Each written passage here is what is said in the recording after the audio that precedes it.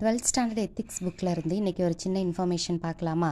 எது ரிலேட்டடாக அப்படின்னு கேட்டிங்கன்னா, சதி அப்படின்றது உடன்கட்டை ஏறக்கூடிய பழக்கம் இருக்கா, அது ரிலேட்டடான ஒரு சின்ன இன்ஃபர்மேஷன் பார்க்கலாம். உடன்கட்டை ஏறுதல் அப்படின்றது எல்லாருக்குமே தெரிஞ்சது தான். அந்த காலத்துலலாம் என்ன பண்ணுவாங்க, ஹஸ்பண்ட் இறந்துட்டாங்க அப்படின்னா அவங்களுடைய ஒய்ஃபையும் என்ன பண்ணிடுவாங்கன்னா, அதே சிதையில் வச்சு அவங்களாம் என்ன பண்ணிடுவாங்க, கணவனை எரிக்கும் போது மனைவியையும் சேர்த்து மனைவிக்கு விருப்பம் இருந்தாலும் இல்லைனாலும் சேர்த்து வச்சு அதில் என்ன பண்ணிடுவாங்க அப்படின்னா எரிச்சிருவாங்க. ஓகேங்களா?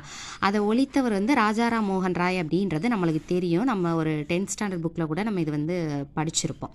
பட் அது போக எக்ஸசைஸில் என்ன இருக்குது அப்படின்றத பார்க்கலாம். ஓகேங்களா? ஸோ ராஜாராம் மோகன் ராயும் வில்லியம் பெண்டிங் பிரபு, அப்போ இந்தியாவினுடைய தலைமை ஆளுநராக பதவி வகித்தவர் யாருன்னு பார்த்தோம்னா வில்லியம் பெண்டிங் பிரபு. ராஜாராம் மோகன் ராயினுடைய உதவியோட அவர் ரொம்ப இன்சிஸ்ட் பண்ணதுனால வில்லியம் பெண்டிங் பிரபுவினுடைய உதவியோட அதை என்ன பண்ணியிருப்பாங்க அப்படின்னா 1829 டிசம்பர் 4 அதுக்காக ஒரு சட்டம் போட்டு அது தண்டனைக்குரிய குற்றம் அப்படின்ற மாதிரி என்ன பண்ணியிருப்பாங்கன்னா கொண்டு வந்திருப்பாங்க. ஓகேங்களா?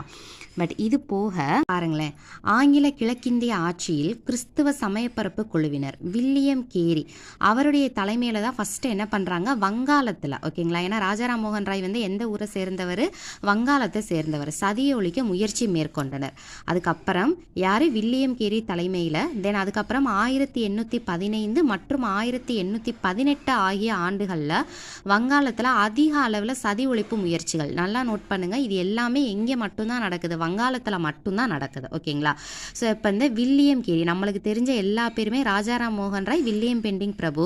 பட் எக்ஸஸாக ஒருத்தவங்க இருக்காங்க, யார், வில்லியம் கேரி அப்படின்றவங்க. வில்லியம் கேரி யார், கிறிஸ்தவ சமயப்பரப்பு குழுவினர். வில்லியம் கேரியுடைய தலைமையில் ராஜாராம் மோகன் ராயினுடைய முயற்சினால் வங்காளத்தில் மட்டும்தான் 1829 சதி அப்படின்றத என்ன பண்ணியிருக்காங்கன்னா ஒழிச்சிருக்காங்க. பட் இங்கே ஒரு முக்கியமான ஒரு கொஸ்டின் என்ன, ஒரு பாயிண்ட் என்ன அப்படின்னா, இந்தியா முழுவதுமே இந்த பழக்கம் தடை செய்யப்பட்டது எப்பன்னு பாருங்க, 1861 யாருடைய காலத்தில், விக்டோரியா மகாராணி ஆட்சி காலத்தில். ஸோ இதில் 2 கொஸ்டின் இருக்குது. ஒன்று, இந்தியா முழுவதும் இந்த பழக்கம் தடை செய்யப்பட்டது எப்போ, 1861 யாருடைய காலத்தில், விக்டோரியா மகாராணியுடைய காலத்தில்.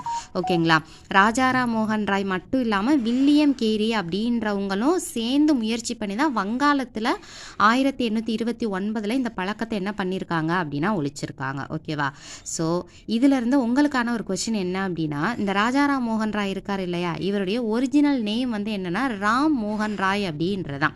இவருக்கு இன்னொரு அரசர் தான் இந்த ராஜா அப்படின்ற பட்டத்தை கொடுத்துருப்பார். ஓகேவா? இவருடைய இயற்பெயர் என்னது, ராம் மோகன் ராய்.